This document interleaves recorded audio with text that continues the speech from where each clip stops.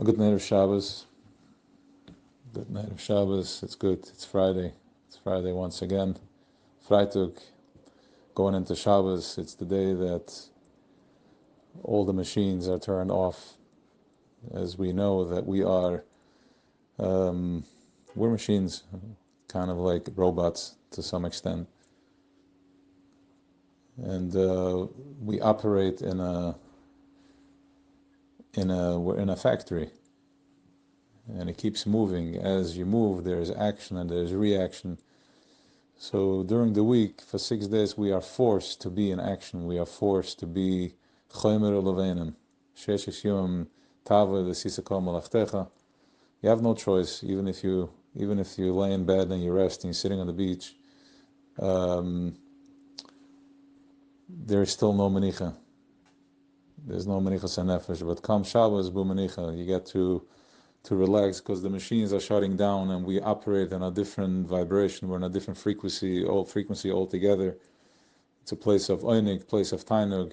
Have a glass of wine, sitting around the table with the family.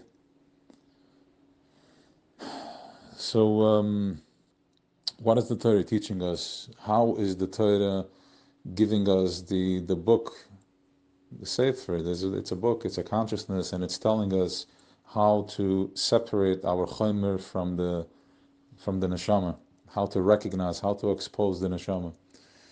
So the Eibishter tells Moshe, "Boy al pare kanich balati es leiv es liboy." So first of all, the Eibishter tells him that Aleph base, boy, you come to Pare because I harden his heart. I harden his heart. Ich gemach schwer the heart. Es leiv havadav. Which is that we are living in the Lev Pare. We are here in the vessel of Pare. Because I should be able to, let me see if there's something in this Antargum, l'shavo, okay, to level, l'shavo, to level out. I should be able to expose, to show up my tzeichenes. Asosai is first of all, it's also Aleph Tuf, and there's a Yud in there. So Asosai is to expose, to show up. And as we used that mashal already, that when you put on a fire, when a fire goes up, and if there is no wood, it's just a fire without a shape. But when you put the logs in, that's when we see the shape of the fire. That's when we see, we can start seeing something. It takes shape. So we are the logs, and what we're going through in life, any type of struggle that we have, any type of struggle that we are experiencing, is because there is a higher consciousness that wants to come in, and without that, we wouldn't be able to see it. Without the squeeze, we wouldn't be able to see it. In other words, the squeeze is here. We are not the squeeze. The squeeze is just the screen. And we get caught up sometimes that we're trying to better. We want more rather than surrendering to finding where it's at. And where is it at? As the Eibishter tells him, first let me go into a quick sikh here from the Rebbe. There's something called there's a paroi of kedusha, and there is this paroi of kedusha is such a high place that we cannot process this in the body. We can't feel this in the body. We cannot go. It's too high of a frequency. So we have to give a bitter to the guf. We have to give a bitter to where it's at in order for that. So it goes from both sides. From one hand, we need to go into this squeeze in order for us to recognize, because if everything in empty space, we don't recognize the potential of the space. Once you start putting in the furniture and you lay out the house, that's when you can see you see the potential and everything comes to light. The space becomes alive. The empty space becomes alive and it has value. Now, in order to do that, we have to first get into the body in order for us to be able to recognize the empty space, and that's when it takes up value. We're going to a different vibration, a different frequency that you were not aware of before.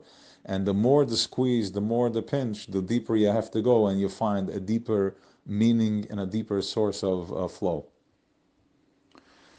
Now, the way to do this is what ultimately released the grip, what forced Paro to release his grip, even no matter how tough things got and how heavy they became, how hardened he was, what he had to let go is once we remove the head. Makas b'chayres. When you get out of your head and you get into the heart and remember something, that wherever the pain is, wherever you're feeling the pain, that's where the light is coming from. That's what's pushing, and that is the door that's the door that's hot. That's where you want to go to. Otherwise, you don't know where you want to get. There's many entrances. There's many tunnels. Many entrances, many tunnels. We don't know where you come. I'm asking what I'm asking for. I don't even know where to begin. But when you're feeling, when it's heavy, wherever the heaviness is, wherever you're experiencing the block, that's where the door is. That's where you need to go through, and that's where you're going to find. So getting out of the head, makas b'chayres, getting out of the head and going into the heart. So there's two things happening over here. There is a squeeze in the heart, and then there is the removal of the head. With all the pain that's going on in the Welt, with all the pain that the world is experiencing in Klal Yisrael, which is it's heavy stuff. With all the pain, you cannot process this through the regular channels, which it's climbing, making sense of A, B, and C. It's too much pain. The wires are burnt. It's damaged. It's down to the core. There's no way out. You cannot these wires cannot be used again. My brain has gone through so much trauma from whatever it was, and everybody has their way of how they're entering into this world, how they came in. But remember, it's just your light pushing and wants to go through, and the wires that are burned are not here. You don't have to play and fix them, because that's a 20-year process. And at this age, at this stage of the game, nobody has that time and patience. We're too high conscience to deal with, to take 20 years. We can get in there in a minute, just by following the heart, breathing into the heart, opening up to love, finding, what do I want? Finding my menicha. What do I really connect to? Yes, put everything out there, but where am I really at peace? When I'm sitting with myself, Shabbos by the table, or with my children, husband, wife, husband, friends. And that's how we go out of Mitzrayim. So have an awesome Shabbos. Don't forget to be grateful. Don't forget to be grateful. To be grateful what you have.